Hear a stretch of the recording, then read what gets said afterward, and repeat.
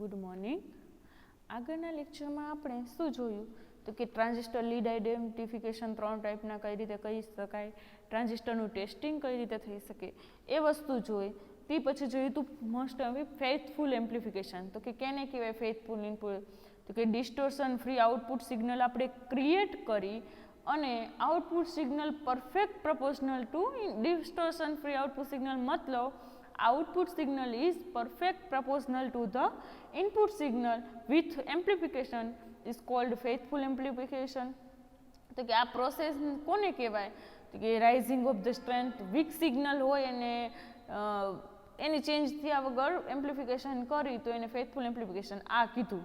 એમાં faithful amplification પછી faithful એમ્પ્લિફિકેશનમાં જ આવે અને ટ્રાન્ઝિસ્ટર બાયસિંગ, એમાં 3 પોઈન્ટ અફેક્ટ કરતા હતા. Proper zero collector current, proper zero input signal અને કલેક્ટર કરંટ. એ આપણે જોયું હતું, એ 2 માર્કમાં પણ પૂછાઈ શકે છે કે ઇનપુટ સિગ્નલ 0 હોય ત્યારે કલેક્ટર કરંટ જે મળે, એટલે કે પહેલું એવું હતું કે કોઈ અનસેટિસ્ફાઈડ અનફેથફુલ સિગ્નલ મળતું હતું કે જેમાં પોઝિટિવ સાયકલ જ મળતી હતી, નેગેટિવ સાયકલ નહોતું મળતું.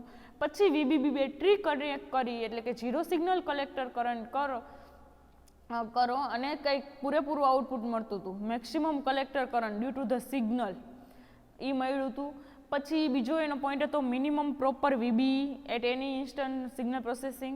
ત્રીજો પોઈન્ટ હતો એટલે કે વીબી મિનિમમ હોવો જોઈએ પ્રોપર, તો એ આપણે ડિરાઈવ કર્યું હતું 0. જે વેલ્યુ આ આગળની આ ડિરાઈવ કર્યું હતું 0.5 અને 0.7 વાળી. તે પછી પ્રોપર મિનિમમ વીસીઈ જર્મેનિયમ માટે 0.5 અને સિલિકોન માટે 1 વોલ્ટ એ કર્યું હતું. પછી એટલે કે એ ટ્રાન્ઝિસ્ટર બાયસિંગ. તો ટ્રાન્ઝિસ્ટર બાયસિંગની ડેફિનેશન કઈ રીતે કે proper low of zero signal collector current and maintain proper collector emitter voltage during the passage of the signal, એને કહેવાય ટ્રાન્ઝિસ્ટર બાયસિંગ, એ કીધું હતું. એના પછી ઇન્હરન્ટ વેરિએશન કીધું હતું કે ઇન્હરન્ટ પેરામીટર જેવા કે બીટા અને વીબી, બીટામાં ચેન્જ આવે તો આઈસીમાં ચેન્જ આવે એવું કીધું હતું આપણે. એટલે કે એક ટ્રાન્ઝિસ્ટરની રિપ્લેસ બાય ઈજ નંબરનું BC147 એક્ઝામ્પલ લીધું હતું કે સિલિકોન એનપીએન ટ્રાન્ઝિસ્ટર છે, ઈજ નંબરનું ટ્રાન્ઝિસ્ટર રિપ્લેસ કરો તો એના કંઈક બીટામાં ચેન્જ આવે અને એના કારણે બીટામાં ચેન્જ આવે એટલે આઈસીમાં ચેન્જ આવે અને આઈસીમાં ચેન્જ આવે એટલે ક્યુ પોઈન્ટ એટલે કે ઓપરેટિંગ પોઈન્ટમાં ચેન્જ આવે, એટલે કે ઓપરેટિંગ પોઈન્ટ સ્ટેબલ હોવો જોઈએ. એટલે જે આ ઓપરેટિંગ પોઈન્ટમાં ચેન્જ આવે એને સ્ટેબલ કરવા માટે આપણે બાયસિંગ સર્કિટ જરૂરી છે, આવું આપણે કીધું હતું. બરોબર, એટલે એ આગળના ચેપ્ટરમાં આટલું ભણી ગયા. હવે ભણશું સ્ટેબિલાઇઝેશન. તો કે સ્ટેબિલાઇઝેશન કોને કહેવાય? પહેલાં તો સ્ટેબિલાઇઝેશન શું કરવા જરૂર પડે? તો કે collector current of transistor change. કેના કારણે કલેક્ટર કરંટમાં ચેન્જ થતો હમણાં જ આપણે જોયું. તો કે શું કહે ટેમ્પરેચર ચેન્જ આવે તેના કારણે ટેમ્પરેચરમાં ચેન્જ આવે તો આઈસીયુમાં ચેન્જ આવે, આઈસીયુઓમાં ચેન્જ આવે તો આપણે સૂત્ર જોયું હતું આઈસી બરાબર beta IB plus beta plus 1 આઈસીયુઓ. તો એના કારણે આઈસીમાં એટલે કે કલેક્ટર કરંટમાં ચેન્જ આવે. અને બીજું ઇન્હરન્ટ પેરામીટર છે એટલે કે transistor replace by another same types of transistor due to આપણે કીધું કે ઇન્હરન્ટ પેરામીટરમાં ચેન્જ આવે તો પણ ટ્રાન્ઝિસ્ટર શું કહેવાય એના કલેક્ટર કરંટમાં ચેન્જ આવે. એટલે કે જ્યારે ટેમ્પરેચરમાં ચેન્જ આવે યા તો ટ્રાન્ઝિસ્ટરમાં ચેન્જ આવે ત્યારે એનું શું થાય છે, કલેક્ટર કરંટ પ્રોપર નથી મળતો જે મળવો જોઈએ, તો એના કારણે શું આવે ઓપરેટિંગ પોઈન્ટમાં ચેન્જ આવે. ઓપરેટિંગ પોઈન્ટમાં ચેન્જ આવે તો એનું ફેથફુલ એમ્પ્લિફિકેશન થાય નહીં. It is essential to operating point remain fix. Faithful amplification કરવા માટે આપણે ઓપરેટિંગ પોઈન્ટ કેવો હોવો જોઈએ? ફિક્સ હોવો જોઈએ. આટલા માટે આપણે એક એવું પ્રોસેસ કરવાનું કે જેના કારણે operating point it independent this variable, this એટલે કે આ ટેમ્પરેચર અને શું કહેવાય ટેમ્પરેચર ઓર આ variation of the inherent parameter એનાથી ઇન્ડિપેન્ડન્ટ હોય તો કે આ પ્રોસેસની સ્ટેબિલાઇઝેશન કહેવાય. ડેફિનેશન ઓફ સ્ટેબિલાઇઝેશનમાં એવું આવે the process of making a operating point independent of temperature change or variation of in transistor parameter, in short inherent parameter is known as stabilization. આપણે લખી સ્ટેબિલાઇઝેશન કોને કહેવાય? ધ પ્રોસેસ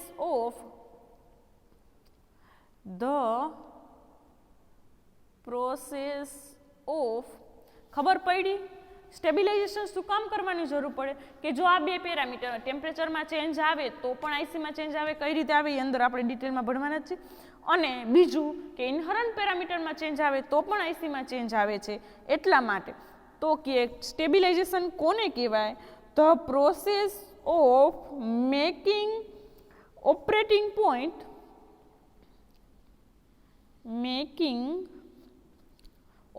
પોઈન્ટ યા તો Q point, operating point અથવા ક્યુ point ગમે એ કહેવાય, આપણે ખબર છે ક્યુ પોઈન્ટ આગળ ડિરાઈવ કરે, ઇન્ડિપેન્ડન્ટ ઓફ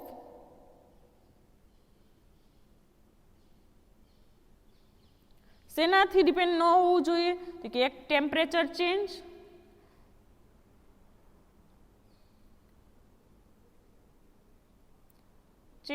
અને બીજું શું? ઇન્ડિપેન્ડન્ટ, ડિપેન્ડ ના હોવું જોઈએ, independent of temperature changes or variation of parameter, variation in transistor parameter, transistor na inherent parameter, variation in transistor parameter. શું કીધું ડેફિનેશનમાં? Variation in transistor parameters is known as stabilization. કોને કહેવાય ખબર પડી? 5 માર્કમાં પૂછાય કે explain stabilisation and is affecting parameter and define stabilisation factor. તો આપણે આ લખવાનું છે કે ધ પ્રોસેસ, પહેલાં તો સ્ટેબિલાઇઝેશન શું કામ જરૂર પડી? તો કે આઈસીમાં ચેન્જ આવે છે, એટલે કે કલેક્ટર કરંટમાં ચેન્જ આવે છે. કેના કારણે? તો કે ટેમ્પરેચરના કારણે અને ઇનહરન્ટ પેરામીટરના કારણે. એટલે આ સ્ટેબિલાઇઝેશનની ડેફિનેશન લખ્યું, the process of making operating point independent of શેનાથી ઇન્ડિપેન્ડન્ટ? Temperature change and variation of transistor parameter, એટલે કે inherent parameter is known as a stabilization. આને શું કીધું આપણે? સ્ટેબિલાઇઝેશન કીધું.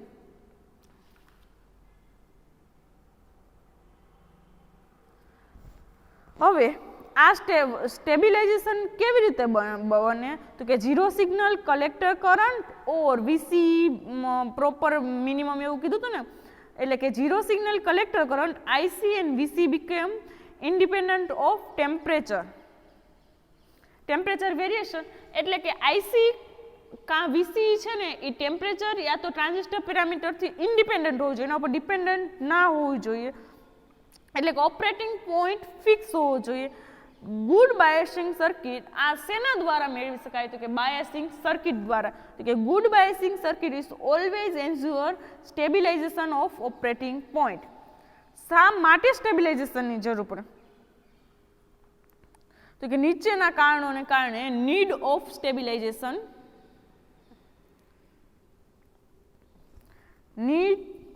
Need four stabilisation. તો કે નીચેના કારણોના કારણે આપણે સ્ટેબિલાઇઝેશનની જરૂર પડે કે નીચેના કારણોમાં વેરિએશન આવે છે. પહેલું તો temperature dependence of IC, temperature ઉપર ડિપેન્ડન્ટ છે એટલે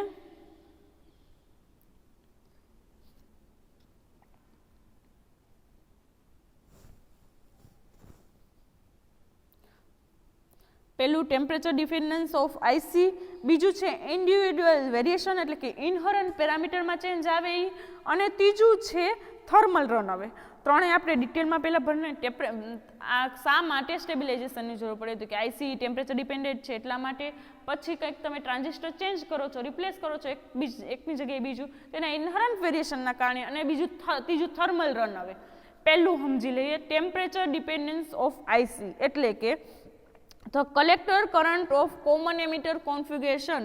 એનું સૂત્ર સર્કિટ આપણે જોઈ હતી કંઈક, collector current common emitter configuration, આ કોમન એમિટર કોન્ફિગરેશનનું સર્કિટ છે. આનું સૂત્ર આપણે તાર્યું હતું કોમન એમિટર કોન્ફિગરેશનમાં, IC is equal to beta IB, ક્યાં છે કોમન એમિટર કોન્ફિગરેશનમાં, IC is equal to beta IB plus ICEO આ રહ્યું આપણી પાસે તારવેલું. IC is equal to beta IB plus ICEO. આ સૂત્ર આપણે તારવેલું છે, આપને ખબર છે કે common emitter circuit collector current is equal to common emitter સર્કિટમાં collector current IC is equal to આપણે આગળ ડિરાઈવ કરી લીધું છે બીટા આઈબી પ્લસ આઈસીઈઓ. પરંતુ આપને ખબર છે કે આઈસીઈઓ બરાબર 1 plus beta into ICBO collector base leakage current. બરાબર, આ આપને ખબર છે એટલે આની જગ્યાએ વેલ્યુ પુટ કરી શકો તો કે IC is equal to beta IB plus 1 plus beta ICBO. આ આપને ખબર છે. એટલે કે જો શું થશે તો કે કલેક્ટર લીકેજ કરંટ થોડોક લીકેજ કરંટ છે ને in the germanium transistor by the temperature change થાય તો કલેક્ટર લીકેજ કરંટમાં શું થશે? ચેન્જ થશે. કેટલો લીકેજ કરંટ ચેન્જ થાય છે તો કે rise in 10 degree temperature double the collector current. એટલે કે rise of 10 degree temperature 10 degree centigrade temperature double the collector leakage current. Collector leakage current કેવો થઈ જાય છે? ડબલ થઈ જાય છે. Which may be high as 0.2 degree 0.2 milli ampere. ICBO which may be high 0.2 milli ampere for low power germanium transistor. એટલે કે જો કહેવાનો મતલબ એમ છે કે જો થોડુંક પણ ટેમ્પરેચરમાં ચેન્જ આવે મતલબ 10 ડિગ્રી ટેમ્પરેચરમાં ચેન્જ આવે ને તો આઈસીબીઓ ડબલ થઈ જાય છે. એ મેક્સિમમ થઈ જાય ક્યારે? 0.2 milli ampere for the germanium transistor. બરાબર, લો પાવર ટ્રાન્ઝિસ્ટર. એટલે કે biasing condition transistor Germany source at 0 signal. એટલે કે આઈસી બરાબર કેવું હોવું જોઈએ? 1 મિલી એમ્પિયર જ મેક્સિમમ હોવું જોઈએ. તો આ જ વધી જાય છે તો આઈસીઈઓ વધે. આઈસીબીઓ તો કે આઈસીબીઓ વધે એટલે શું વધે? આઈસી વધે. તો કે આઈસી વધે તો આઈસી ટેમ્પરેચર વધે તો આઈસીબીઓ વધે. આઈસીબીઓ વધે તો શું થયું? આઈસી વધે. એટલે કે કલેક્ટર કરંટ વધ્યો. કલેક્ટર કરંટ વધ્યો તો ઓપરેટિંગ પોઈન્ટ કેવો વહી જાય? અનસ્ટેબલ થઈ જાય, સ્ટેબિલાઇઝર નો રહે. એટલે આઈસી કોન્સ્ટન્ટ રાખવા માટે શું કહે ટેમ્પરેચર વેરિયન્ટ જી આઈસીને કોન્સ્ટન્ટ રાખવા માટે આને ટેમ્પરેચર ઇન્ડિપેન્ડન્ટ કરવું પડે. એટલે સ્ટેબિલાઇઝેશન એટલે કે બાયસિંગ કરવું પડે. સમજાણું? પેલું શું કીધું કે આપણે આ સૂત્ર તાર્યું. આ સૂત્ર તારવામાં જો તમે 10 ડિગ્રી ટેમ્પરેચર વધારો તો આઈસીબીઓ વધી જાય. આઈસીબીઓ વધી જાય એટલે આઈસી વધી જાય. આઈસી વધી જાય એટલે ક્યુ પોઈન્ટ અનસ્ટેબલ થઈ જાય. એક્ટિવ રિઝનમાંથી મતલબ આમ ચેન્જ થઈ જાય, સ્ટેબલ ના રહે.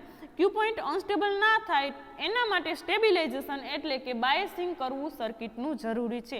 આ પહેલું થયું કે શું કરવા સ્ટેબિલાઇઝેશન તો કે ટેમ્પરેચર ડિપેન્ડન્ટ આઈસી છે ને એને ઇન્ડિપેન્ડન્ટ કરવું પડે. એટલે બીજો પોઈન્ટ થયો ઇન્ડિવિડ્યુઅલ વેરિએશન ચેન્જ એટલે કે ઇનહરન્ટ પેરામીટરમાં ચેન્જ આવે.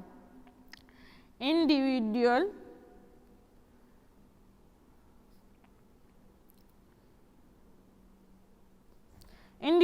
વેરિએશન્સ એને કહેવાય parameter change, transistor parameter change.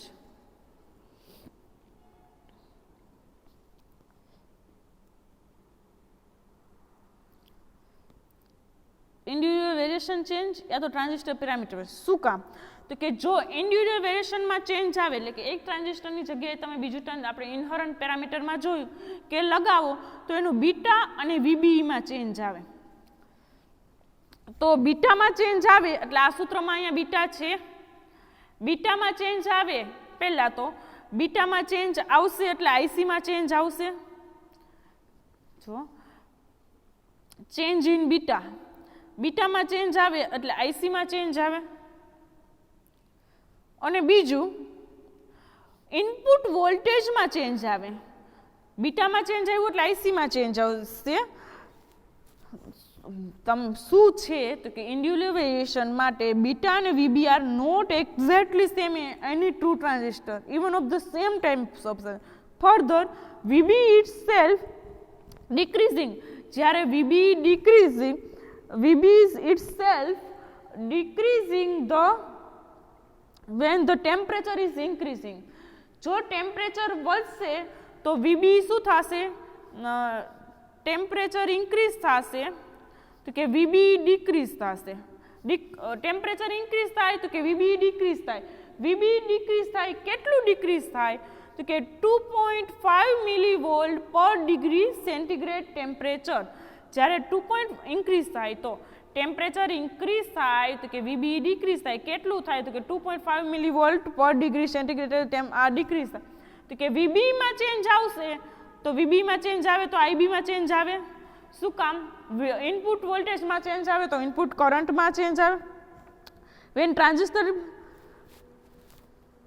અને આઈબીમાં ચેન્જ આવશે તો આ સૂત્રમાં આપણે આઈબી છે, જો ઇન્ડિવિડ્યુઅલ પેરામીટરમાં ચેન્જ આવશે તો બીટામાં ચેન્જ આવશે, વીબીમાં ચેન્જ આવશે, બીટામાં આ સૂત્રમાં છે અને આઈબી આ સૂત્રમાં, તો આમાં ચેન્જ આવશે તો છેલ્લે શેમાં ફાઇનલ ચેન્જ આવશે, કલેક્ટર કરંટ, અને કલેક્ટર કરંટમાં ચેન્જ આવે એટલે ઓપરેટિંગ પોઈન્ટમાં ચેન્જ આવે એટલે કે આઈસી કોન્સ્ટન્ટ ન રહે તો આઈસી વેરિએશન થાય. એટલે કે આ માટે ટ્રાન્ઝિસ્ટર પેરામીટરનું વેરિએશનને રિમૂવ કરવા માટે બાયસિંગ કરવું જરૂરી છે. આ બીજું થયું ઇન્ડિવિડ્યુઅલ વેરિએશન અથવા ટ્રાન્ઝિસ્ટર પેરામીટર ચેન્જ. ત્રીજો પોઈન્ટ આવ્યો થર્મલ રન અવે.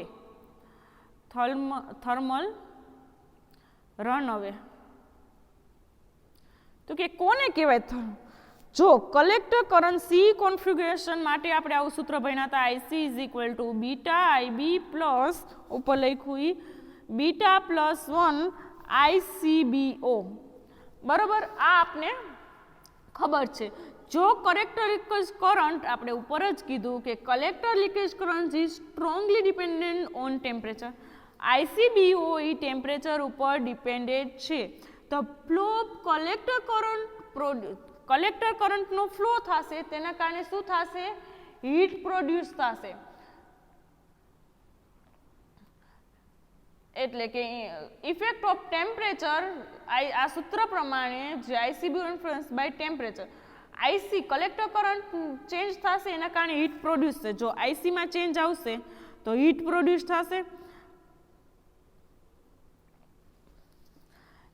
કલેક્ટર કરંટમાં ચેન્જ આવ્યું, આઈસીમાં ચેન્જ આવ્યું તો હીટ પ્રોડ્યુસ થાય. હીટ પ્રોડ્યુસ થાય તો કે ટેમ્પરેચર રાઇઝ થાય. ટેમ્પરેચર રાઇઝ થાય એટલે કે સ્ટેબિલાઇઝ ન થાય, કલેક્ટર લીકેજ કરંટ વધશે. કલેક્ટર લીકેજ કરંટ વધે તો કે આ સૂત્ર પ્રમાણે કલેક્ટર લીકેજ કરંટ વધે એટલે આઈસીમાં ચેન્જ આવશે. આમ આ શું થયા રાખે? કલેક્ટર લીકેજ જે આ પ્રોસેસ આમ નામ રાઇઝિંગ થયા રાખે. શું થઈ? કોમ્યુનેટિવ પ્રોસેસ થાય જ રાખે કે ટેમ્પરેચર વધશે, ટેમ્પરેચર વધશે એટલે આઈસીબીઓ વધશે, આઈસીબીઓ વધશે એટલે આઈસી વધશે. આ કોમ્યુનેટિવ પ્રોસેસ ચાલુ રહે અને આના કારણે થર્મલ રન અવે ક્રિએટ થાય. એટલે કે સેલ્ફ ડિસ્ટ્રક્શન ઓફ ટ્રાન્ઝિસ્ટર અનસ્ટેબિલાઇઝ બને. તો આને કહેવાય થર્મલ રન અવે. શું કર્યું થર્મલ રન અવેની ડેફિનેશનમાં? તો કે increasing IC will rise in temperature of transistor. કેના કારણે ટ્રાન્ઝિસ્ટરનું? એટલે કે transistor temperature is increasing ICBO. ICBO increase થાય એટલે આઈસી ઇન્ક્રીઝ થાય. ધીસ આ effect cumulative and matter of the second the collector current may become very large. આના કારણે ટ્રાન્ઝિસ્ટર બર્ન થવાનું એટલે યા તો બરવાના ચાન્સ રહે. તો કે થર્મલ રન અવેની ડેફિનેશન લખવી હોય તો શું લખાય? તો કે the self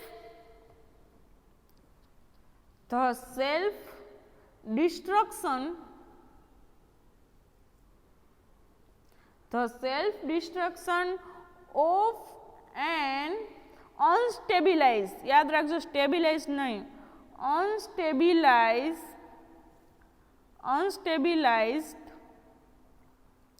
unstabilized transistor. Self ડિસ્ટ્રક્શનના કારણે પોતાના unstabilize transistor due to rise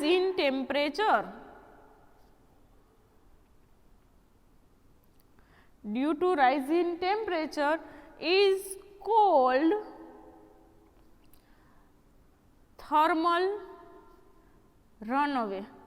thermal મતલબ ટેમ્પરેચર, એ તો ખબર પડી ગઈ. એટલે કે ટેમ્પરેચર વધશે, કેના કારણે વધશે? તો કે આઈસીબીઓના કારણે ટેમ્પરેચર વધશે. ટેમ્પરેચર વધશે એટલે આઈસીબીઓમાં ચેન્જ થશે, આઈસીબીઓમાં ચેન્જ થશે એટલે આઈસીમાં ચેન્જ, આઈસીમાં ચેન્જ થાય તો ક્યુ પોઈન્ટમાં ચેન્જ આવે, જે અનસ્ટેબિલાઇઝ ટ્રાન્ઝિસ્ટર બને. એટલે કે સેલ્ફ ડિસ્ટ્રક્શન, પોતાની પ્રોસેસને કારણે self destruction of an unstabilized transistor due to the rise in temperature is called as a thermal runaway. Self destruction of an unstabilized transistor due to rise in temperature is called thermal runaway. આ 3 point હતા. ક્યાં 3 point? તો કે temperature dependent IC પહેલો point, બીજો point પહેલું temperature dependent IC, બીજું individual variation અને ત્રીજું થર્મલ રનઅવે. આ 3 સ્ટેબિલાઇઝેશનની નીડ આ માટે આ ત્રણેય રિમૂવ કરવા માટે in order to avoid the thermal runaway અને આ જે હું કહે destruction of transistor, operating point stable હોવો જરૂરી છે. Very essential to operating point stabilize. અને ઓપરેટિંગ પોઈન્ટ શેના કારણે સ્ટેબિલાઇઝ થાય છે? તો કે આઈસી કોન્સ્ટન્ટ હોવો જોઈએ. પણ પ્રેક્ટિકલી કેના દ્વારા બને? તો કે આઈબી દ્વારા. Decreasing automatic with the temperature, increasing by circuit modification. Decreasing beta and IB will be increasing beta plus 1 ICBO. IC is nearly constant રાખવા માટે બાયસિંગ કરવું જરૂરી છે. એટલે કે આ રિમૂવ કરવા માટે આપણે બાયસિંગ કરવું જોઈએ. એટલે કે બાયસિંગ કરવા માટે પ્રોપર 0 સિગ્નલ કલેક્ટર કરંટ અને વીસી મેન્ટેન કરવા. એટલે કે વીસી પ્રોપર મેન્ટેન કરવા. ડઝ નોટ બિલો ઇન 0.5 કરતાં નીચે જર્મેનિયમ માટે અને 1 વોલ્ટ કરતાં નીચે સિલિકોન માટે ન જાય, એટલા માટે સ્ટેબિલાઇઝેશન કરવું જરૂરી છે. એટલે કે ઓપરેટિંગ પોઈન્ટને કોન્સ્ટન્ટ રાખવું. આ હતું સ્ટેબિલાઇઝેશન. હવે સ્ટેબિલાઇઝેશન ફેક્ટર કોને કહેવાય? Stabilisation factor. સ્ટેબિલાઇઝેશન ફેક્ટર તો કે આજે શું ચેન્જ આવ્યો આઈસીનો, શેના ચેન્જ થતા? તો કે કલેક્ટર કરંટમાં જે ચેન્જ આવ્યો, કેના કારણે?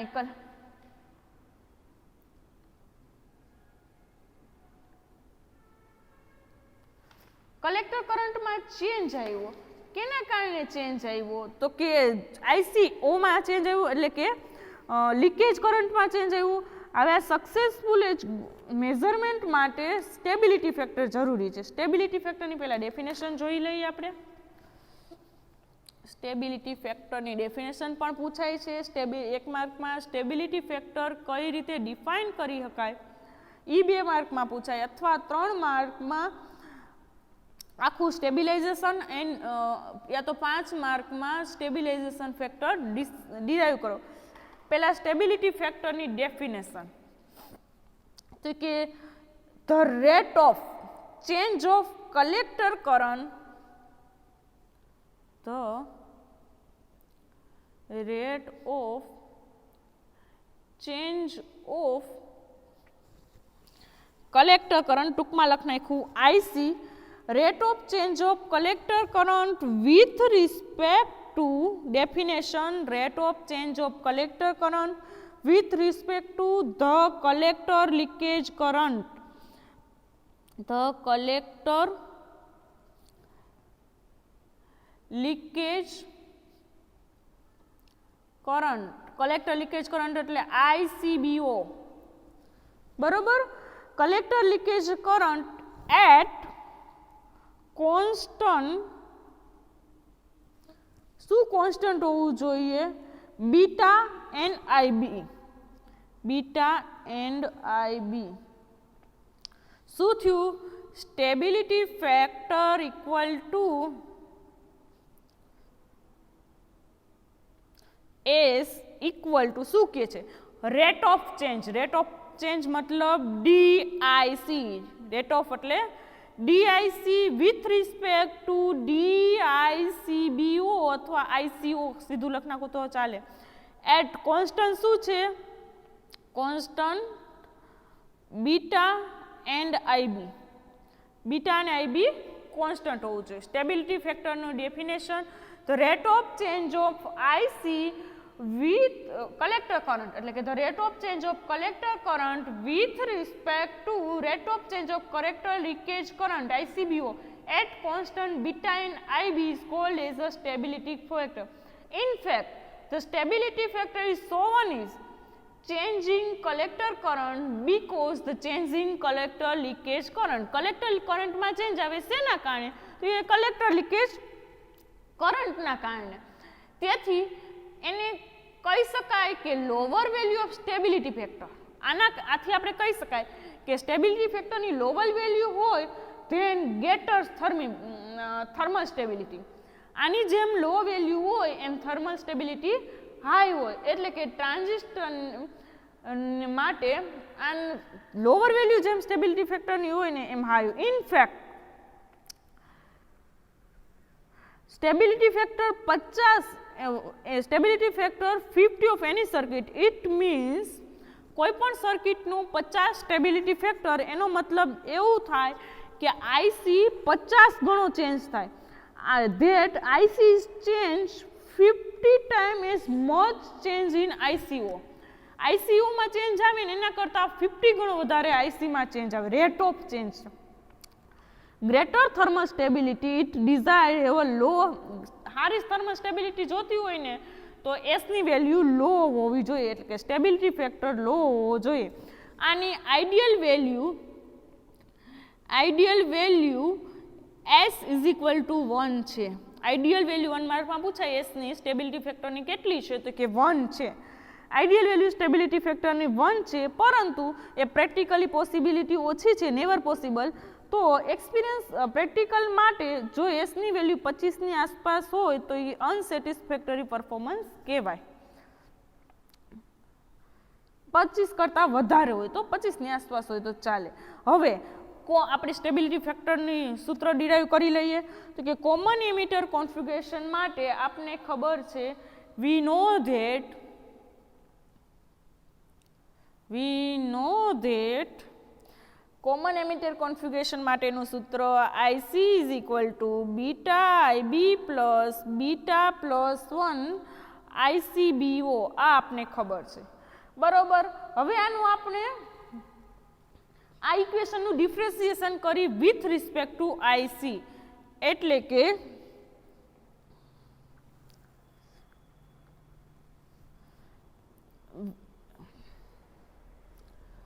differentiating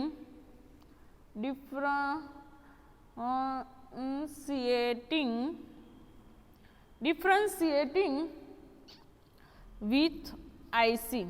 આ ઇક્વેશનનું with respect to IC differentiation કરીએ એટલે કે DIC બાય DIC થાય ને, ઇક્વલ ટુ, હવે આપણે એમ ધારી લઈએ છીએ કે બીટા IC ઉપર ડિપેન્ડેડ નથી એવું, નહીતર બીટા બરાબર સૂત્ર છે IC અપોન IB, પણ આના માટે બીટાની વેલ્યુ એક કોન્સ્ટન્ટ છે એવું ધારી લઈએ છીએ તો જ આ બીટા એમ નંબરીએ, બરાબર.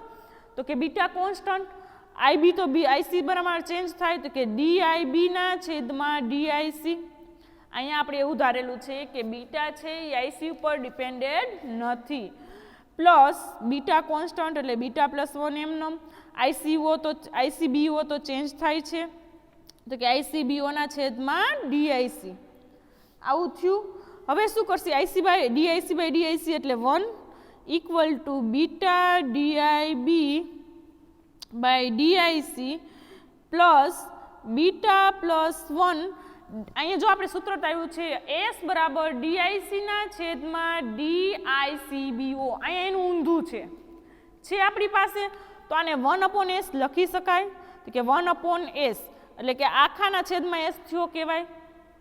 હવે શું કરે તો કે આને સામેની બાજુ જવા દે એટલે માઇનસ થાય તો કે 1 minus beta DIB by DIC equal to beta plus 1 ના છેદમાં S થયું. આવું. હવે આ એસને આપણે કરતા કરવો છે તો આ આખાના છેદમાં જવા દઈએ અહીંયા તો કે 1 minus beta DIB by DIC ના છેદમાં બીટા પ્લસ 1, અથવા સામેની બાજુ જવા દઈને આ સીધું છેદમાં લઈ લઈ તોય ચાલે, એટલે કે આને આમ લખાય S ઇક્વલ ટુ, આ સામેની બાજુ જવા દઉં, આ બધું ઉપર વહી જાય, S equal to beta plus 1 ના છેદ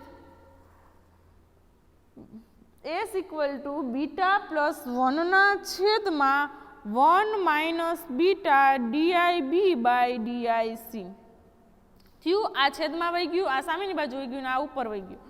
આ એસનું સ્ટેબિલિટી ફેક્ટરનું સૂત્ર થયું. એસ ઇક્વલ ટુ અહીંયા ખબર પડી શું લખ્યું તો કે ડીઆઈસીબીઓના કારણ લખી દઉં છેદમાં ડીઆઈસી ઇક્વલ ટુ 1/s. અહીંયા નીચેનામાં કર્યું આપણે પડી ખબર. એટલે કે સૂત્ર આવ્યું S equal to beta plus 1ના છેદમાં 1 minus beta DI B by DI C. આ સ્ટેબિલિટી ફેક્ટરનું સૂત્ર છે અને આઈડિયલ વેલ્યુ સ્ટેબિલિટી ફેક્ટરની કેટલી હોય તો કે એસ ઇક્વલ ટુ 1. આ ભણ્યા સ્ટેબિલિટી ફેક્ટર. હવે આના પછીના લેક્ચરમાં આપણે ભણશું શું કહે biasing method, biasing circuit, stabilisation અને સ્ટેબિલિટી ફેક્ટર 5 માર્કનો આજે ભણ્યા.